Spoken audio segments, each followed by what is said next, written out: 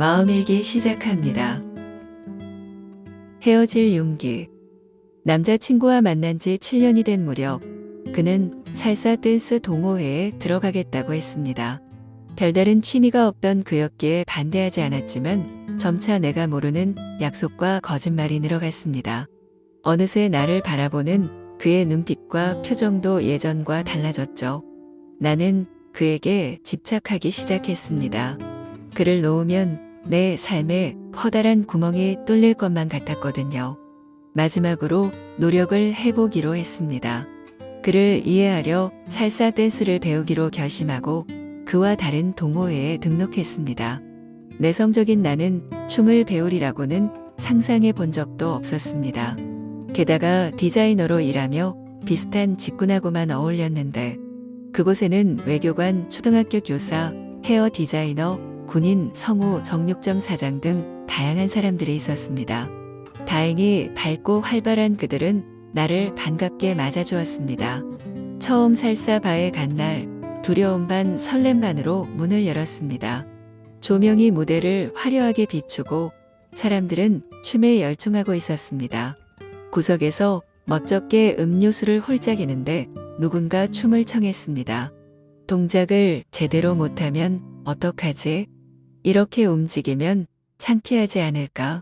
긴장한 나는 온몸이 뻣뻣해져 상대의 발을 받고 박자를 놓쳤습니다. 상대만 의식하니 춤을 제대로 출 수 없었습니다. 거기에서도 나는 맞춰주기만 하는 사람이었습니다. 실력이 늘었을 때도 상대는 즐거워했지만 정작 나는 즐기지 못했습니다. 문득 깨달았습니다. 나는 그를 사랑해서가 아니라 혼자가 되는 게 두려워 놓아주지 못한다는 걸. 우리의 연애는 다 타버린 초였습니다. 노력해도 다시 불을 붙일 수 없었습니다. 현실을 직시하니 헤어질 용기가 생겼습니다. 다른 사람 인생의 들러리가 아닌 내가 주인공이 되기로 했습니다. 살사 댄스석의 단단한 껍질을 깨뜨릴 수 있었습니다. 인생에서 원하는 것을 얻기 위한 첫 번째 단계는 내가 무엇을 원하는지 결정하는 것이다. 벤 스타인. 나는 건설 근로자로 일했다. 건설 현장에서 반평생을 보낸 나는 70대에 접어들며 자연스럽게 일선에서 물러나게 되었습니다. 아내를 떠나보낸 후 고향을 떠나 아들 내외가 사는 서울로 올라오게 되었죠. 서울 생활은 낯설고 두려웠지만 집에만 있기보다는 남은 인생을 채울 무언가를 찾고 싶었습니다. 그러다 치과 구인 공고를 보게 되었습니다. 지하철이나 버스를 이용해 기공물을 치과로 배달하는 일이었죠. 일도 하면서 서울 곳곳을 여행하듯 다닐 수 있다는 생각에 용기를 내었습니다. 체력이 좋고 길눈이 밝아야 한다는 조건이 있었지만 지하철 노선도를 외우고 지도 보는 법을 터득하며 준비를 마쳤습니다. 일을 시작하고 나니 길을 헤매는 일이 많았습니다. 건물을 찾지 못해 배달 시간이 늦어 독촉 전화를 받기도 하고 휴대전화 속 지도를 보며 걷다가 오토바이에 부딪힐 뻔한 적도 있었죠. 하지만 종일 돌아다니며 세상을 구경하는 일은 건설 현장에만 갇혀 지냈던 나에게 신선한 경험이었습니다. 일을 끝내고 집으로 돌아오는 발걸음에는 늦은 나이에도 새로운 일을 할 수 있다는 자부심이 가득했습니다. 시간이 흐르며 경험이 쌓이자 어렵던 길이 눈에 익어 일하기가 수월해졌습니다. 요령이 생기면서 자신감도 붙고 재미도 느껴졌습니다.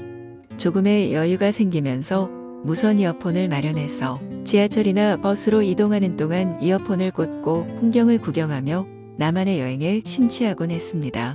아버지가 나보다 낫네요. 이젠 도시 사람 다 된 것 같아요.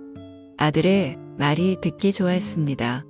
일이 익숙해지면서 노하우도 생겨났습니다. 처음엔 지하철 타는 법도 몰랐는데 노선을 줄줄 외울 정도가 되었고 혼자서 식당에 들어가기도 힘들었으나 이제는 남 신경 쓰지 않고 밥도 잘 먹게 되었습니다. 얼마 전에는 복덩이 같은 손자를 출산한 며느리를 위해 산후조리원 비용도 건네줄 수 있었습니다. 매달 얼마씩이라도 꾸준히 저축해왔기에 가능한 일이었죠. 배달일 덕분에 나는 하루하루를 활력 있게 보내고 자신감도 높아졌습니다. 크고 작은 변화와 마주할 때 현실에 안주하며 살아가느냐 도전하느냐는 오롯이 자신의 선택에 달렸습니다. 현실에 버텨내기 위해 발버둥 쳤던 게 뜻밖의 결실을 맺은 듯해 뿌듯합니다. 행복의 문이 하나가 닫히면 다른 문이 열린다. 그러나 우리는 종종 닫힌 문을 멍하니 바라보다가 열린 문을 보지 못하게 된다. 헬렌 켈러. 오늘도 하루를 살아내시느라 수고하셨습니다. 마음일기 마칩니다.